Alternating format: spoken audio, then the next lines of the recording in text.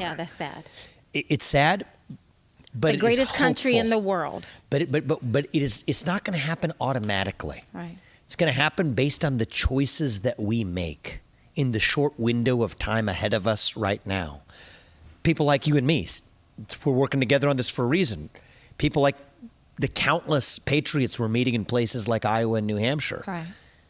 Are we going to be bystanders, complain about it, and then we will be ancient Rome?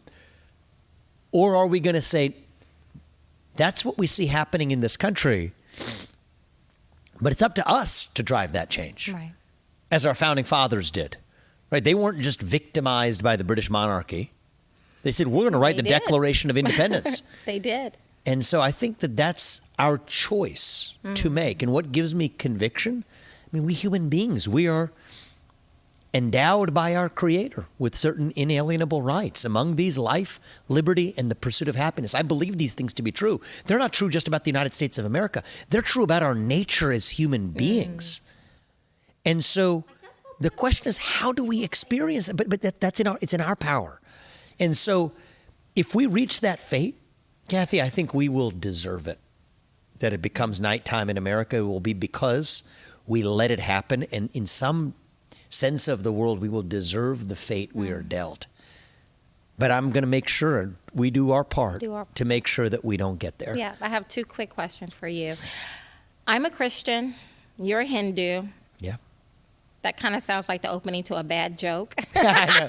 We walked into a bar. I know. Well, for you and I, it'd be more like walking into a Thai restaurant. Yeah. Right? Christian and Hindu walk into a Thai restaurant in New Hampshire or Iowa. Yeah.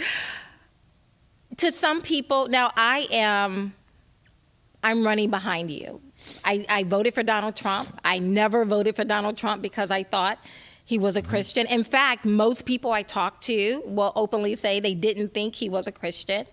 But I'm behind you. But I recognize that there are a number of people where this is a big deal for them. What would you say to them? So I'd say a few things. I mean, one is examine what's important to you. And if it is in your heart of heart that you believe not for the role of your pastor or the person who gives religious education to your kids, but for the role of who leads the United States of America, that they have to believe that the same thing that your pastor does about every aspect of your faith, then I understand and respect your decision that that's not going to be me in the office of Commander-in-Chief. I think I have to just accept that and respect it. I don't think most people in this country are that way, though, Kathy. And it's also, we talk a lot about remembering our history. Let's remember our actual history. Thomas Jefferson, who happens to be my favorite president, drives the left nuts for a lot of reasons when I say that, because they're trying to cancel our memory of him. Yeah, like they're trying to cancel him. But let's not cancel him in the other sense, too. He was a deist. He wasn't a traditional Christian in any sense of the word. Now, he read the Bible. I've read the Bible very carefully. The Jefferson Bible, he took a little razor and he cut out the parts of the Bible that he thought captured the philosophy of Christ that was meaningful to him. And that's the Jefferson Bible as it exists today. And think about Benjamin Franklin. He co-signer of the Declaration of Independence. Thomas Jefferson wrote it. Benjamin Franklin co-signed it. He was a deist. So I think we can't create this revisionist history of what our country is. It was founded on Judeo-Christian principles, yes. Now, Thomas Jefferson and Benjamin Franklin and I share those ideals deeply in common. We understand why we believe what we do.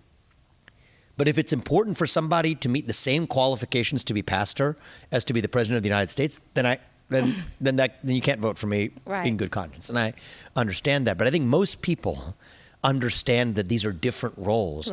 And we shouldn't want to create a diluted, revisionist understanding of Christianity saying that, oh, there are many paths to God. No, I think Christian understanding, I think for many people, is that the path to God runs through Christ. So I don't want to sully the traditional religious understanding to cause it to retrofit what's possible in the United States. And I appreciate that about you. But I also don't want to sully what our national history is to say that even though we're founded in Judeo-Christian values, that somehow has to be a Christian president. It hasn't been. From Thomas Jefferson, our third president, to co-signers of the Declaration of Independence, to Benjamin Franklin. And I think we need to revive that 1776 spirit. I love it. And for I do share me- that in common. And for me, what's most important is that the commander-in-chief, Yes. not pastor-in-chief, but that the commander-in-chief will allow me will protect my religious freedom. Yes. Will protect and we will my protect values. it. And Kathy, I believe I will be able to hold a harder line on that than many Christian I think so.